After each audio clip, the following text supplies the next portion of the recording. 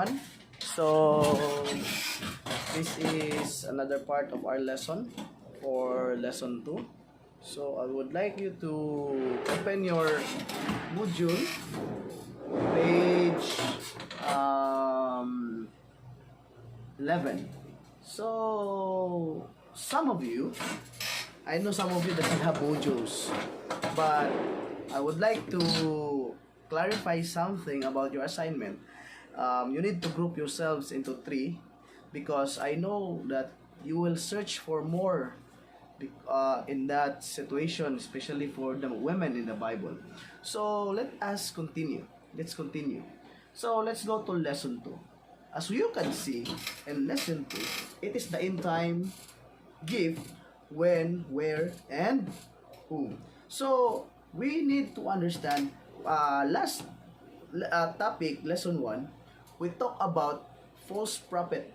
So here, Matthew 7 verse 15 said Jesus affirmed that there would be false prophets. So in the end times, beware of false prophet who come to you in sheep clothing, look like a lamb, but inwardly they are ravenous wolves, speaking like that. So remember, there are a lot of of people around us that telling to each one of us that they are what? Sinasabi nila na sila yung totoong propeta. But literally speaking, they doesn't have the characteristic of being a prophets. So I would like to tell you, and so here we can see in the book of Matthew chapter 24 verse 24, there will be false prophet at the very end of time. So if you have your Bibles with you, pakitingnan yun sa Matthew chapter 24 verse 24. Said, for false Christs and false prophets will arise and show great signs and wonders to deceive, if possible, even the elect. See, class, here we are talking about understanding about prophets. So, kunting papaniwala lang sa atin na nagkatotoo yung hula. What we are doing, we tend to believe. Naniniwala agad tayo. So, yun ang problema natin ngayon. So, here, paano natin malalaman ang genuine from the counterfeit? According to the book of 1 Thessalonians 5:20 verse 21, prophet must be tested. So, they need to be tested. So, kita nyo, itong word tested. Okay, in verse 11, chapter 11, page 11. Do not quench the spirit. Do not despise prophecy. Test all things. Hold fast what is good. So, kailangan daw natin subukan lahat. Diba sabi ko sa inyo noon, yung sa first topic, that we need to test the prophets because if this characteristic we cannot see in their life, so there are tests of the prophets. So they will be called the false prophets. So here, one way of testing whether the end time prophet is genuine or counterfeit is to determine from biblical chronology. Dapat daw nating makita kung saan ito nanggaling. When and where and the end times give of prophecy would reappear and what would characterize those who would receive it. The book of Daniel and Revelation provide a sequence for events that clearly delineate where, when, and to whom the gift of prophecy would be restored in the time of the end. So let's take a look at the sequence of events that occur before the gift is restored to the end times church. So we can see here now. Plus, makikita natin the first 3 beasts, lion. So kung naka-undergo na kayo ng Daniel and Revelation, you can understand it easily. So the first here is lion. Lion talks about the Babylonian Empire of King Nebuchadnezzar. Next, from AD 605 to 539. See here. Next is the bear. Bear is for Medo-Persia. So, talk about Medo-Persia, and after, when is the Medo-Persia? Is 539 to 331 BC. Leopard will be Greece, and the dragon talks about the United Roman Empire in 168 BC to 476 AD. So, Daniel 7, 23 and 24, the fourth beast is Rome. And Rome has 3 clear stages in Daniel 7. So, may tatlong stages daw ang Rome. First is the dragon. The second is the 10 horn. And the third is the little horn. So, class, if I will ask you what are the 3 stages, it is the dragon, the 10 horns, and the little horn. So, the Roman Empire as a politically entity, the dragon. And the 10 horns, the Roman Empire fragmented or divided, the 10 divided kingdoms. And the little horn, out of the 3, there is a horn, little horn. It is called the Roman Catholic Papacy. So, here, 7 verse 25. Paano nag-change ang day? Ano ba talaga yung power of prophecy para malaman natin before nga naging empire yung Rome, before nga nagkaroon ng empire ang Rome. In the book of Daniel 7:25, nagsabi siya, the time period in activity of the little horn, he shall speak pompous word against the Most High. So, pompous word against the Most High. If you have your Bibles with you, refer it in the book of Isaiah 14 verse 12 to 16, if I'm not mistaken. Shall persecute the saints, the Most High, and shall intend to change time and law. So, noon, 7 days Sabbath is Saturday.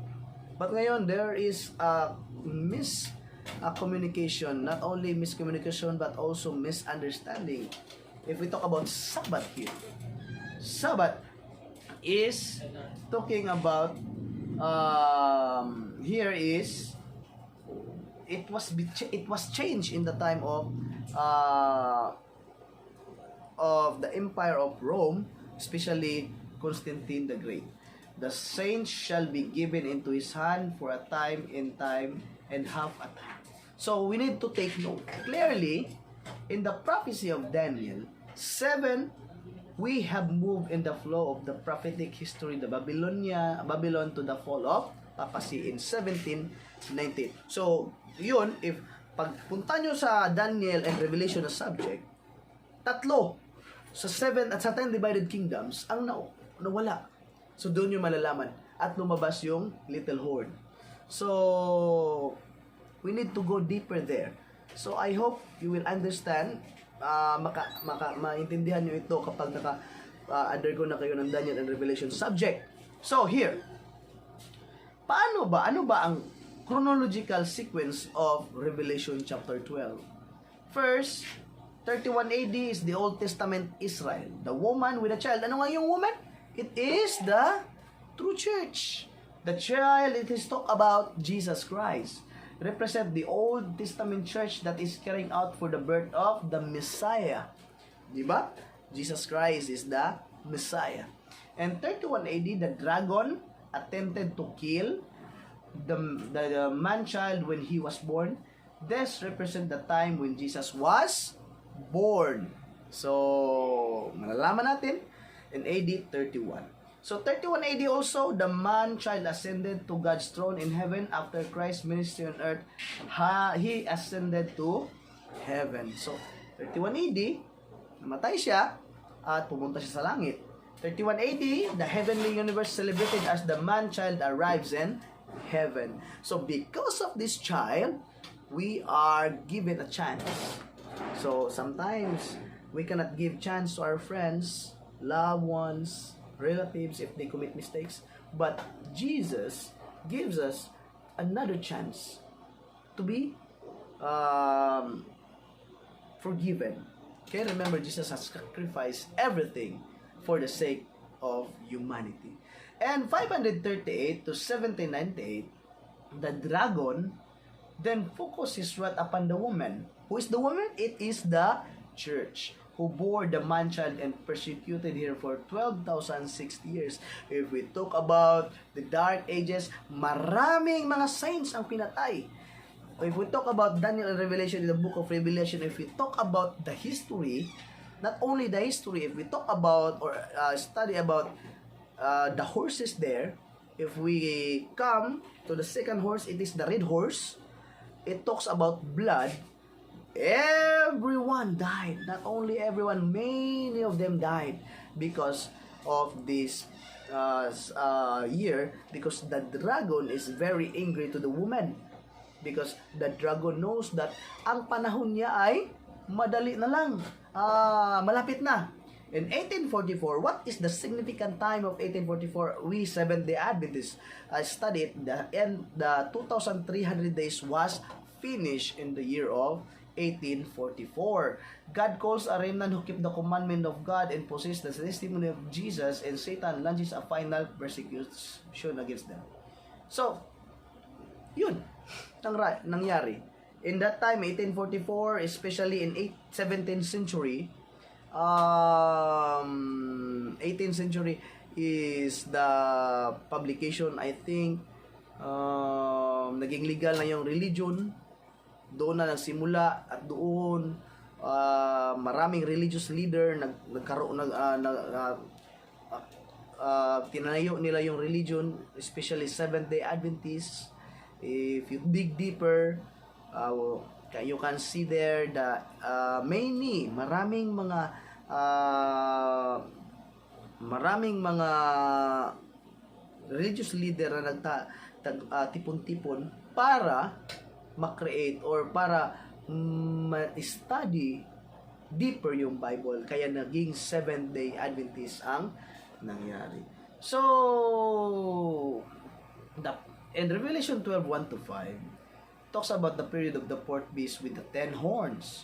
So, you can see here that the 10 horns is all about the 10 divided kingdoms. So, now a great sign appeared in heaven, a woman clothed with the sun, with the moon under his feet, and in her head a garland of 12 stars.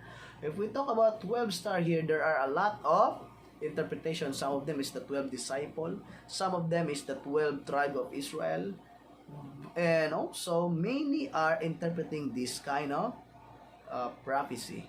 So if you have time, if this is possible, if you have time, you can enroll some of the subject, biblical hermeneutics, for many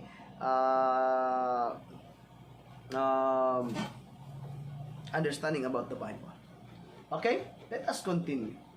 In page 14, Revelation 12:13-15 provides a description of the persecution of the woman by the dragon for 12,600 years. 1798. Kasi dyan ang time na yung dragon ay nagkaroon ng malaking sugat na almost siyang mamatay. You can see it in the history. So, in verse 16, the earth helps the woman by swallowing up the waters of persecution. So, the earth helps the woman slightly before. If we talk about the earth, it is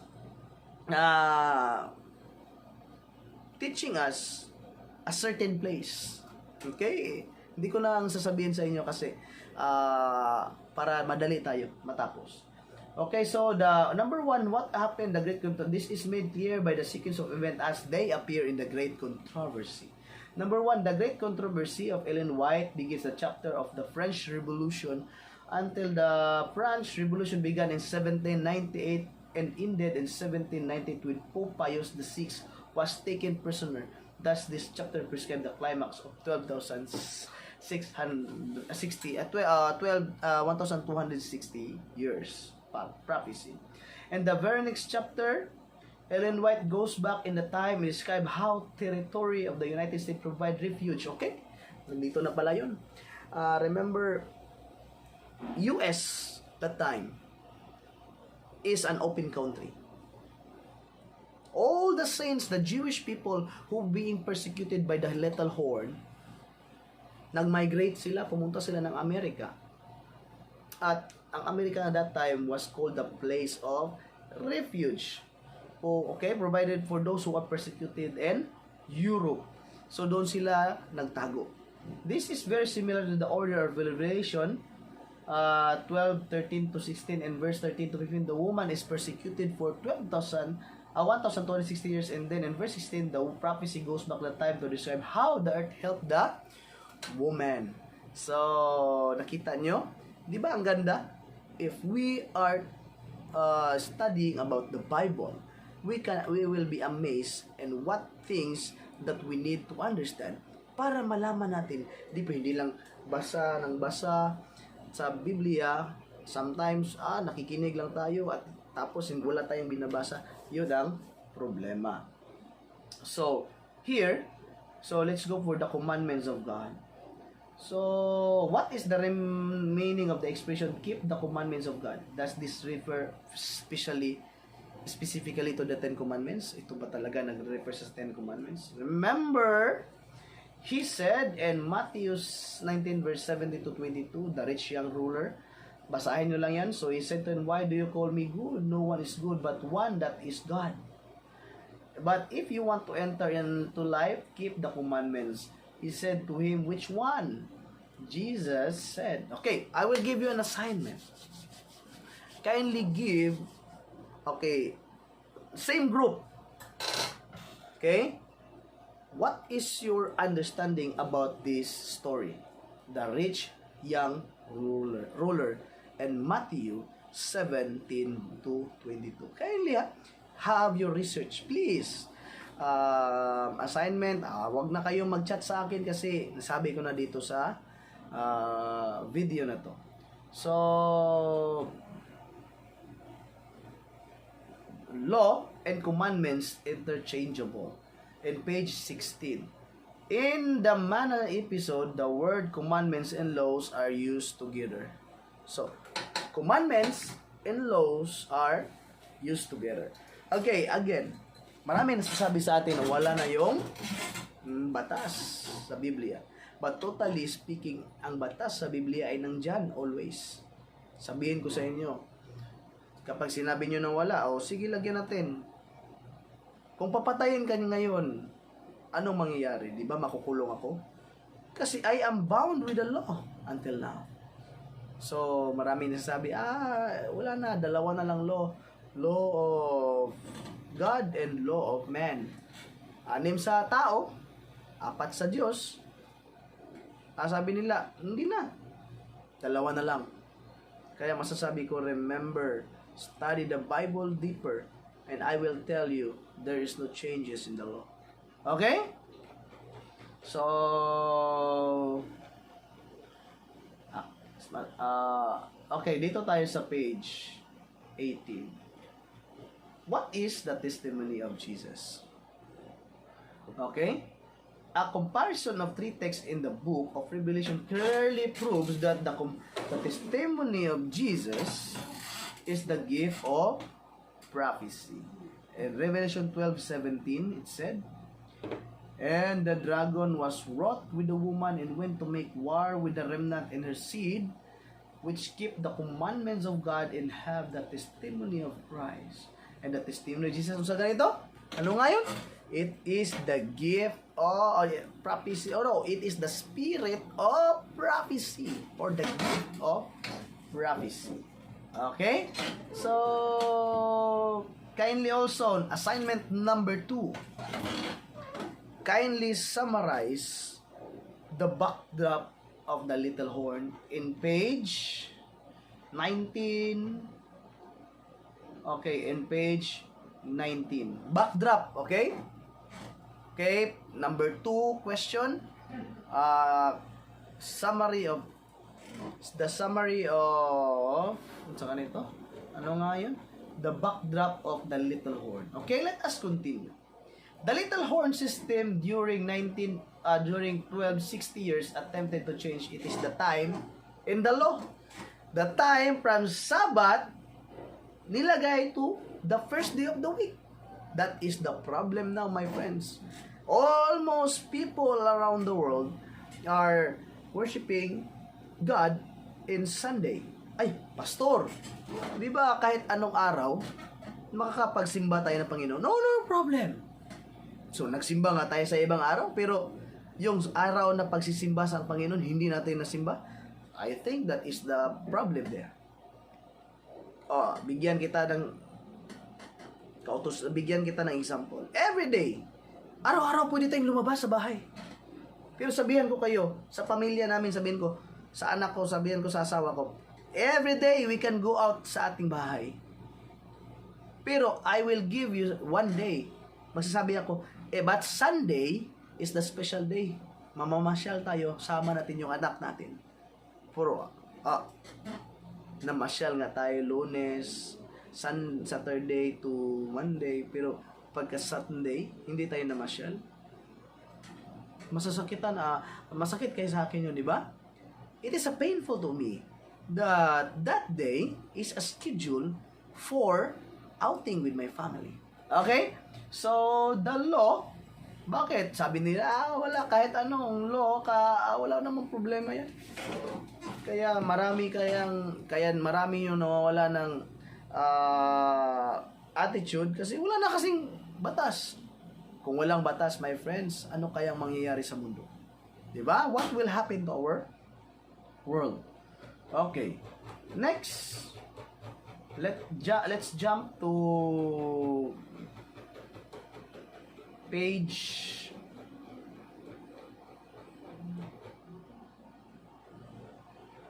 29, lesson number 3.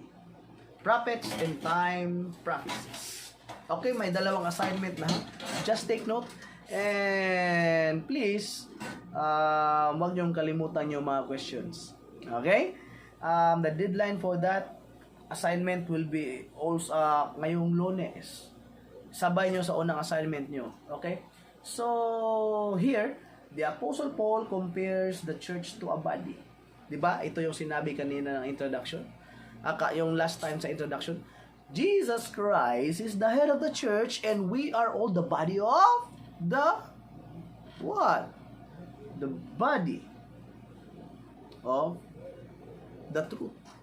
So, the body is one but it is composed of many members. Yung katawan pala is the church.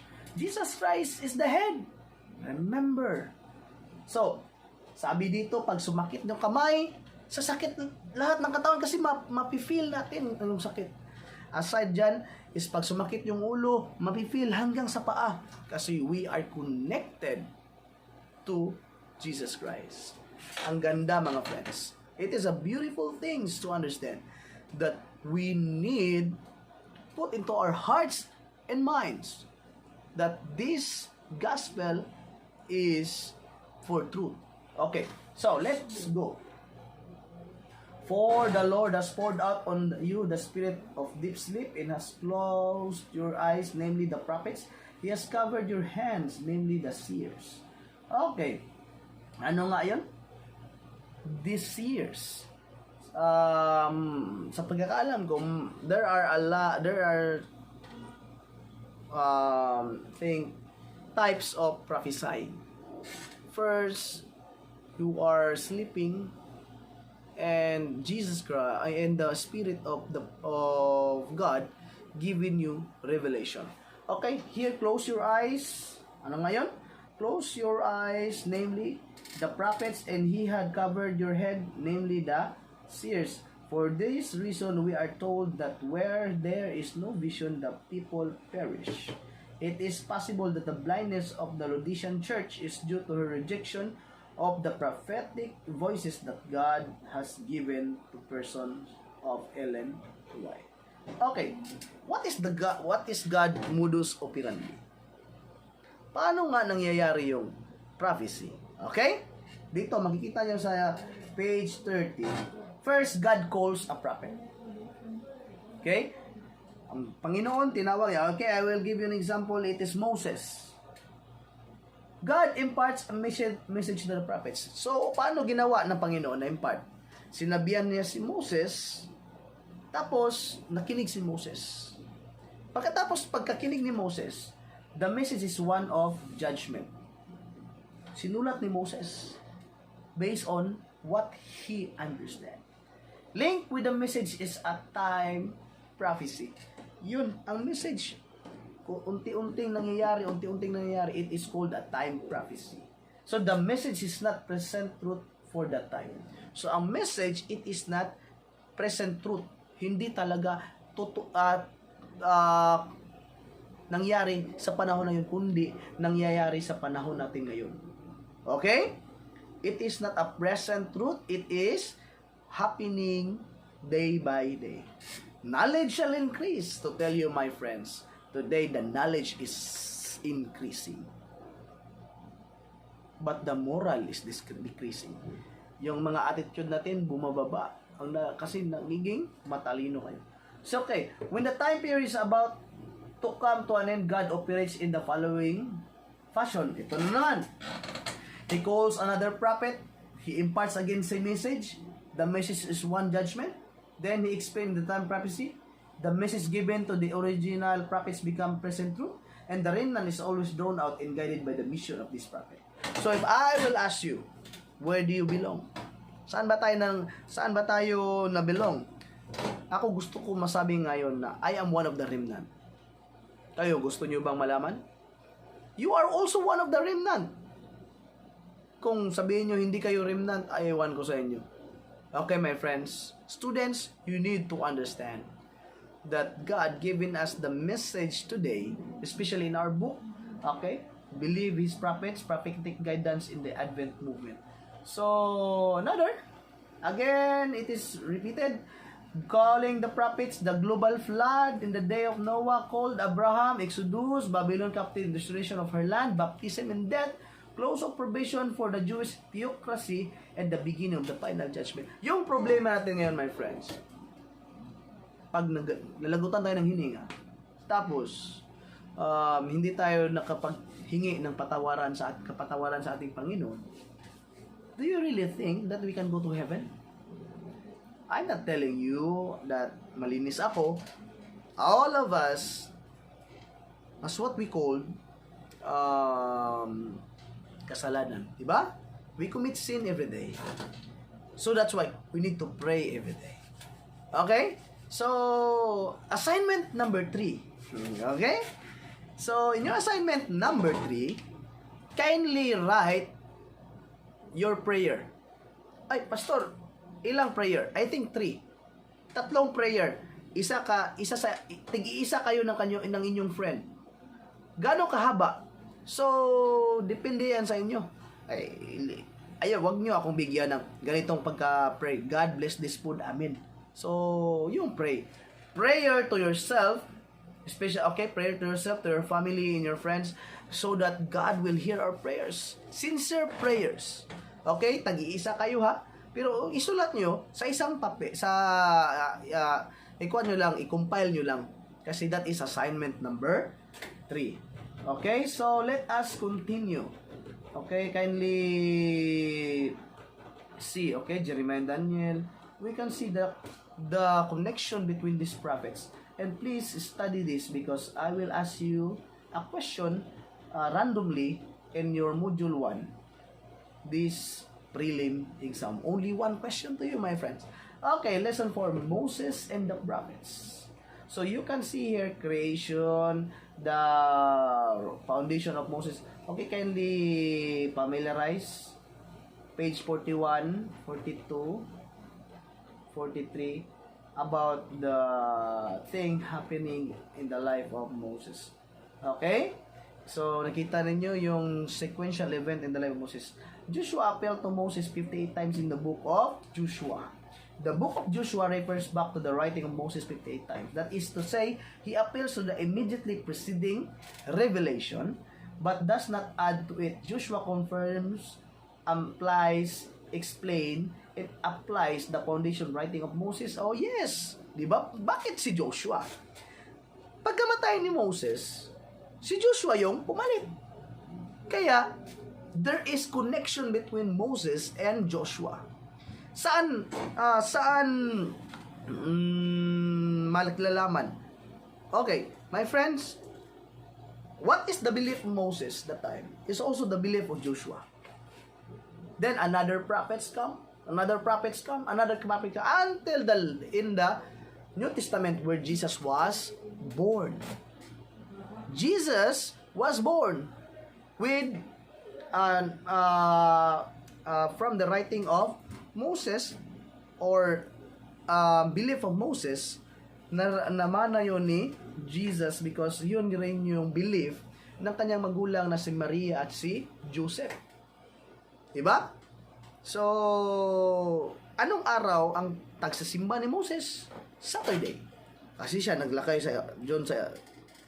doon nilagay niya doon sa Genesis. Then it means Jesus Christ also go to the church every Saturday. Bakit naman natin yung lilituan isip natin? Until now. Okay, my friends? So, let us continue. So, this is, I think, you can see, you need to see here. Okay, let's go for the last page. Because after this, we will talk about the next module, module 2. Because, bilisan natin kasi malapit na rin mag-end yung semester. Okay? So, here my friends, question number 4. Okay. Question number 4. Kindly summary chapter 4, lesson 4. Okay? Summary nyo lang lesson 4. And you can see goodness there and good things about the writings and understanding about the prophets. So, remember everything was its understanding. So, let's go in the last topic, page 60. Here, Ellen White's writing functions like a microscope. She does not add to the Bible, okay? Especially to those options there. Si Ellen White hindi nag-add sa Bible, kundi sinasabi lang doon na dahil sa kanya, mas naintindihan natin yung Biblia. Okay? She simply amplifies and magnifies what is really contained in the Bible. Ellen White confirms, explains, and amplifies, expand upon, exalts, and unfold the revelation already contained in Scripture. She adds nothing of substance. She brings to light no new doctrines. She is not another Bible or an additional to the Bible. She does not contradict the Bible, but she does correct those who err from true Bible truths. Sometimes, dahil sa writing si Ellen White, maraming kaibigan nating Adventist ngayon nagkakaroon ng confusion. We need to be aware, beware. Hindi naman natin yung kailangan nating hindi kakain ng gulay na lang para pumunta ng langit. Tell you my friends, paano kung andoon kayo sa Saudi? Doon sa gitna ng disyerto, wala namang gulay doon. Nakita kayo doon ng karne. Anong gagawin nyo? Ayun, hindi kayo kakain. Remember, it depends to the availability kung yan ba kung makakain. Di ba remember in the book of Leviticus, naglagay nga doon ang Panginoon ng makakain at hindi makakain na hayop. At ngayon, sasabihin nyo sa amin na kapag kakain kayo ng laman, hindi kayo makakapunta ng langit. Hindi naman siguro ganun. So, here, according here, like some in the Seventh-day Adventist Church, the Sadducees believe the prophets were of lesser inspiration and therefore of lesser authority than the writings of Moses. They did not believe in the resurrection of angels. Yun ang pagkapaniniwala. Remember, Ellen White brings lesser light and the Bible brings greater light. Because of the Bible, we understand. But friends, before you end this video, please have your prayers. Again deadline, Monday. Failure to pass this Monday, maybe I will not accept anymore. Kapoy mo na magsigitag check. Okay? So, please, study your module. Hindi lahat sinabi ko sa video na to. I think that is the end of our module 62, yes. And next topic will be in module 2. Okay? Goodbye, class. See you again.